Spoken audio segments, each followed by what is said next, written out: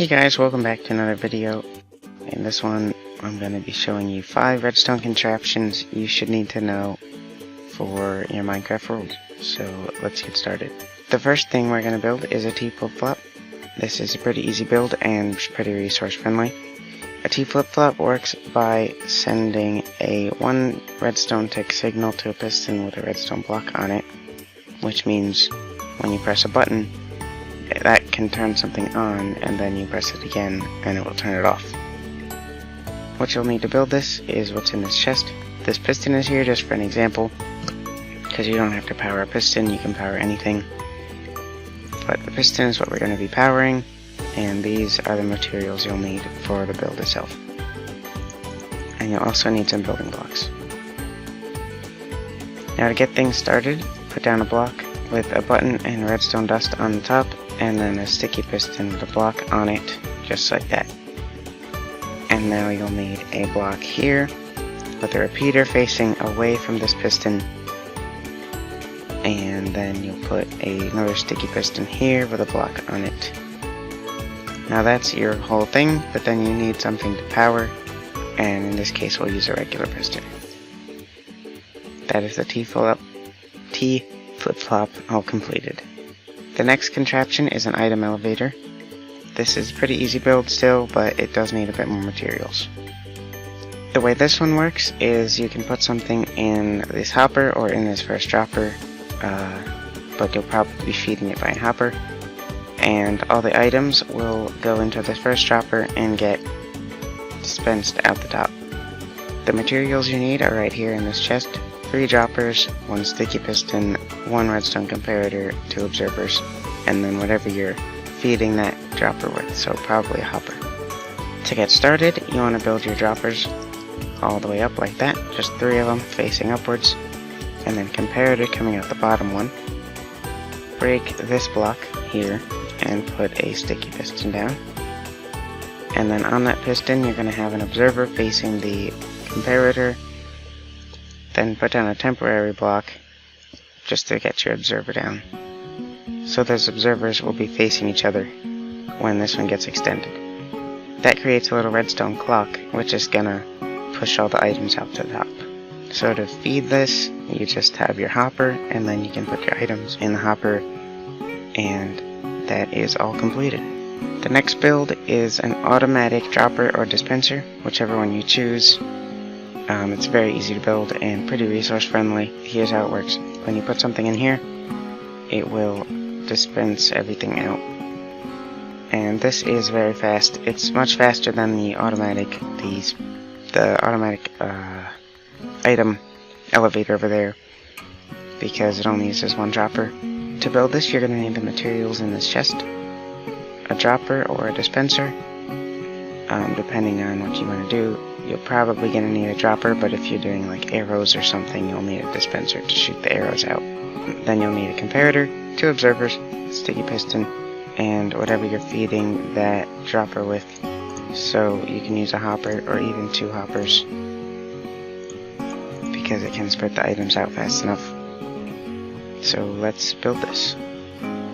It starts out the same way as the elevator, so you'll have your dropper here, and then your comparator, and your sticky piston there, and then have your observer facing that comparator, and your other observer facing the other direction.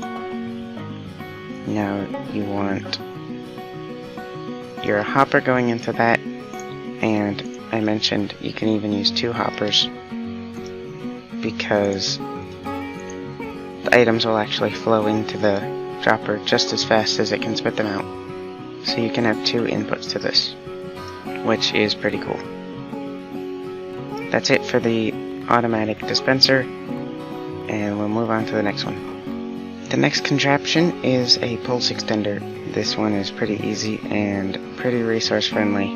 You just need some comparators, and that's really the whole thing. How it works is there's a circle here of comparators. Well, it's not a circle, but the redstone signal goes in a circle.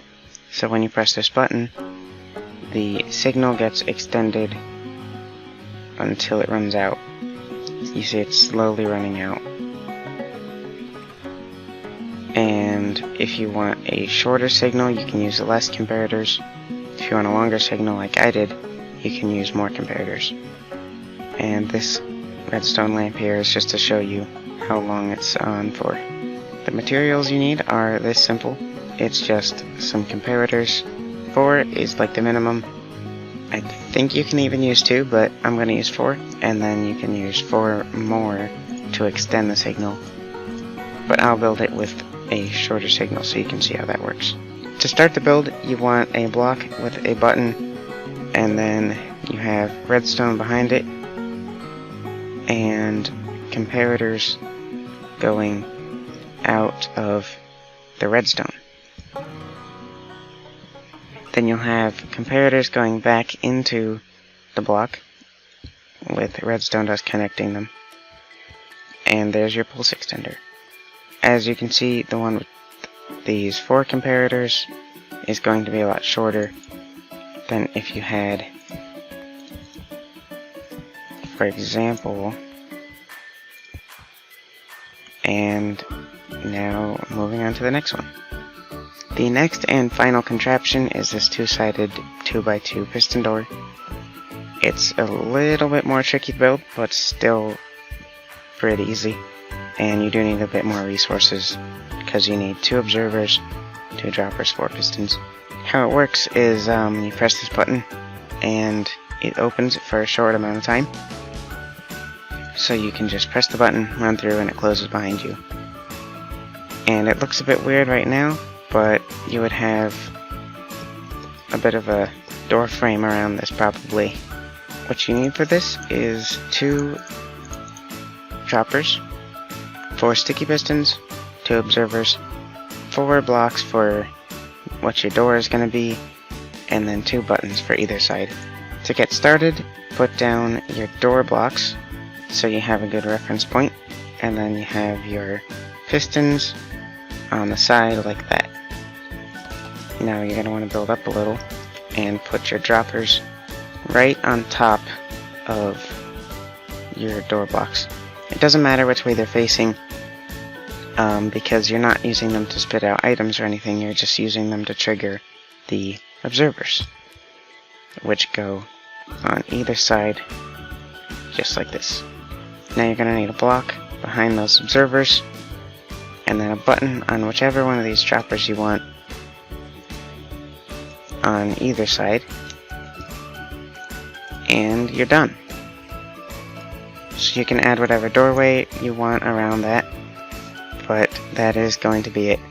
Just a reminder, if you guys liked the video, please consider leaving a like and subscribing, and I'll see you in the next one.